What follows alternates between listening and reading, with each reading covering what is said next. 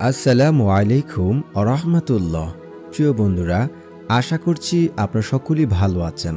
আমাদের কাছে একদিনই বোন প্রশ্ন করেছেন, গর্ভবতী মহিলার শবে বরাতের নামাজ কিভাবে আদায় করবেন, এর সঠিক নিয়ম কি? ধন্যবাদ বোন, আপনি খুবই গুরুত্বপূর্ণ একটি প্রশ্ন করেছেন আমাদের মাঝে। মায়ের পায়ের নিচে দেওয়া হয়েছে জান্নাতের সুসংবাদ। একজন নারী গর্ভধারণের মাধ্যমে মা হন। গর্ভাবস্থায় একজন মায়ের যে কষ্ট ও বিষণ্ণতা অবস্থার সম্মুখীন হয়, তার পুরস্কার স্বরূপ প্রদান করা হয়েছে মাতৃত্বের এই মর্যাদা। গর্ভে সন্তান আসা নারীর জন্য বোঝা নয়, বরং সম্মান ও সৌভাগ্যের।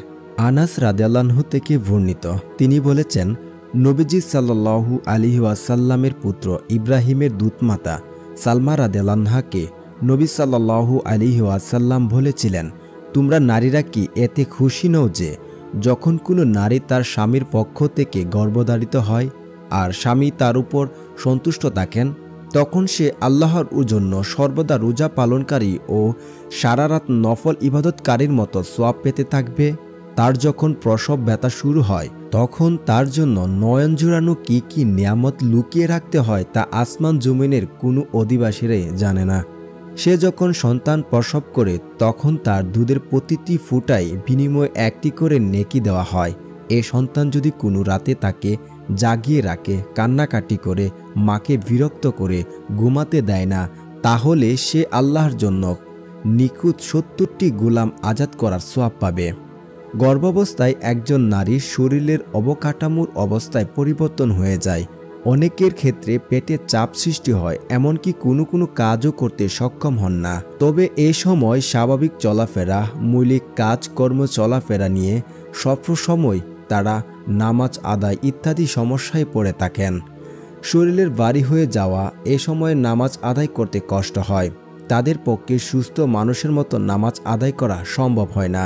তাই গর্ভবতী নারীদের নামাজি বিষয়ে আলেমরা বলেছেন, গর্ভাবস্থায় নারীরা অসুস্থ ব্যক্তির মতো নামাজ আদায় করতে পারবে, অর্থাৎ শক্তি ও সামর্থ্য অনুযায়ী একটি গ্রহণ করবে। রাসূল সাল্লাল্লাহু আলাইহি ওয়াসাল্লাম ইরশাদ করেছেন, দাঁড়িয়ে নামাজ পড়ো, যদি না পারো তাহলে বসে নামাজ পড়ো, যদি তাও না পারো তাহলে ইশারায় নামাজ আদায় করো।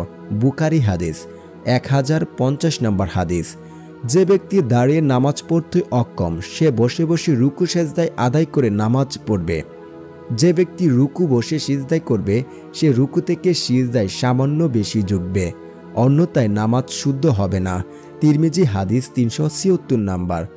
গর্ভবতী অবস্থায় সিজদা দিতে কষ্ট হলে সম্ভব হলে হাতে জমিনে রেখে তার উপর সেজদা করবে, অন্যথায় হাত সামনে রেখে যতটুকু ঝুঁকতে পারে ততটুকু ঝুঁকে ইশারায় সেজদা করবে। ইশারায় সেজদার সময় সামনে কোনো টেবিল, বালিশ বা অন্য কিছু রাখে সেজদা করতে পারবে না। হাদিস শরীফে এসেছে, জুবাইর ইবনে আব্বাস রাদিয়াল্লাহু আনহু থেকে বর্ণিত, রাসূল সাল্লাল্লাহু আলাইহি ওয়াসাল্লাম একজন রোগীকে দেখতে গেলেন। তিনি তাকে একটি বালিশের উপর সিজদা করতে দেখলেন। তিনি বললেন, বালিশ নিয়ে সরিয়ে রাখো। অতঃপর লোকটি একটি কাঠের টুকরা এনে তাহার উপরে সিজদার জন্য রইলেন। রাসূল সাল্লাল্লাহু আলাইহি ওয়াসাল্লাম তা নিয়ে ফেলে দিলেন এবং বললেন, তুমি সক্ষম হলে জমিনের উপর সিজদা করবে, অন্যথায় ইশারায় করবে, আর তোমার সিজদা রুকু থেকে বেশি ঝুঁকে আদায় করবে। প্রিয় বোন, আশা করছি আপনি বুঝতে পেরেছেন যে আপনি কিভাবে নামাজ আদায় করবেন। আর শবে বরাতের নামাজ কিন্তু ফরজ নয়, নফল নামাজ। যদি আপনার গর্ভে সন্তানের কোনো ক্ষতি হয়, তাহলে সেক্ষেত্রে আপনি নামাজ না পড়লেও কিন্তু আপনি গুনাহগার হবেন না। আশা করছি আপনি বুঝতে পেরেছেন।